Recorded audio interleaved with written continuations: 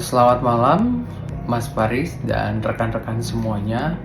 Perkenalkan, nama saya Enrico Keisha Kalidis dengan nomor induk mahasiswa 123206012. Pada kesempatan saat ini saya akan memberikan pemaparan saya terhadap artikel dalam soal UTS komunikasi bisnis di era digital.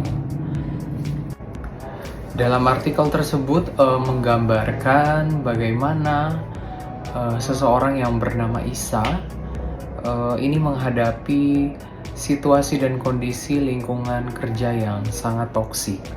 Dan pada kesempatan saat ini saya akan memaparkan analisis dan sudut pandang saya mengenai artikel tersebut sesuai dengan konsep-konsep materi pada komunikasi bisnis di era digital dan juga sesuai dengan teori pada mata kuliah komunikasi bisnis di era digital yang telah saya pelajari. Siapa yang salah di dalam situasi ini? Yang pertama, dalam situasi ini sebetulnya tidak ada pihak yang sepenuhnya salah. Namun ada beberapa faktor yang berkontribusi. Contoh misalkan diri saya, seperti Isa. Berdasarkan teori uncertainty reduction, komunikasi yang efektif dapat mempengaruhi atau mengurangi ketidakpastian dan konflik. Dan tentu saja saya mungkin dapat lebih proaktif di dalam membangun hubungan interpersonal tersebut dengan rekan kerja saya dan atasan saya untuk mengurangi yang namanya kesalahpahaman. Lalu di lingkungan kerja, lingkungan kerja yang toksik seringkali disebabkan oleh kurangnya komunikasi bisnis yang baik dan manajemen stakeholder yang buruk. Dan di dalam kasus ini, budaya kerja yang tidak mendukung dan perilaku negatif dari rekan kerja serta atasan ini menjadi sebuah faktor yang paling utama. Lalu solusinya bagaimana? Solusi untuk menghadapi situasi tersebut yang pertama mengubah situasi.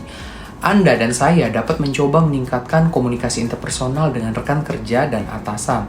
Misalnya dengan memberikan feedback yang konstruktif, lalu menjelaskan cara kerja Anda seperti apa, dan kemudian menunjukkan hasil kerja yang telah dicapai.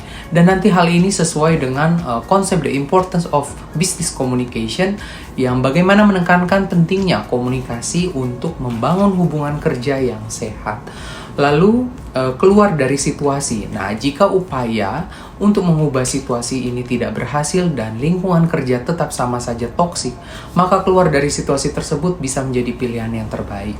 Menurut Business Communication for Stakeholder Management, penting untuk menjaga kesejahteraan pribadi dan profesional, termasuk dengan mencari lingkungan kerja yang lebih sehat. Lalu ada 4 kesimpulan yang dapat saya simpulkan pada kasus ini. Yang pertama, pentingnya komunikasi bisnis di dalam era digital. Di era digital sekarang komunikasi bisnis itu tidak hanya efektif melalui tatap muka, tetapi juga melalui media digital seperti email, aplikasi pesan, dan platform kerja kolaboratif. Contohnya, jika di tempat kerja Isa atau saya terdapat kesenjangan komunikasi digital, perbaikan seperti memperjelas ekspektasi melalui komunikasi digital yang lebih terstruktur, ini sangatlah bisa membantu sekali. Lalu komunikasi interpersonal dalam bisnis bagaimana? Hubungan kerja yang sehat sangat dipengaruhi oleh kemampuan untuk memahami dan empati. Di dalam kasus Isa ini, pendekatan ini dapat melibatkan pengembangan emotional intelligence untuk menghadapi rekan kerja yang sulit. Dan dalam hal ini nantinya bisa dipadukan dengan keberanian untuk memberikan umpan balik secara asertif namun tetap sopan. Lalu penerapan uncertainty reduction theory bagaimana? Seorang Isa dan saya mungkin dapat fokus pada pengurangan ketidakpastian dengan menyelaraskan ekspektasi kerja bersama dengan timnya. Misalnya, contoh meminta klarifikasi tentang tanggung jawab secara terbuka untuk mendiskusikan area kerja yang membutuhkan kerjasama. Lalu, manajemen stakeholder di dalam komunikasi bisnisnya bagaimana? Dalam menghadapi atasan, komunikasi strategis untuk menunjukkan hasil kerja nyata dapat memperbaiki persepsi. Dengan demikian, seorang Isa bisa mengelola hubungan dengan stakeholder internal yang paling berpengaruh. Lalu dapat dijabarkan atau disimpulkan bahwa lingkungan kerja toksik menciptakan tantangan yang nyata, baik secara emosional maupun profesional. Untuk mengatasinya, ini diperlukan komunikasi strategi komunikasi bisnis yang cerdas, kemudian pemahaman interpersonal, dan juga keberanian untuk mengambil langkah yang melindungi kesejahteraan pribadi. Jika perubahan tidak mungkin dilakukan, maka keputusan untuk meninggalkan lingkungan kerja yang tidak mendukung merupakan langkah bijak di dalam jangka panjang, sejalan dengan konsep komunikasi untuk stakeholder manajemen yang menempatkan keseimbangan sebagai sebuah prioritas.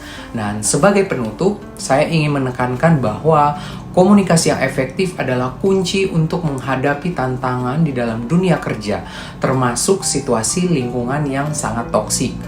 Dan dengan memanfaatkan prinsip komunikasi bisnis dan interpersonal, individu atau manusia lain dapat mencoba merubah dinamika negatif. Namun, jika perubahan tidak memungkinkan, prioritas harus diberikan pada kesejahteraan pribadi dan profesional.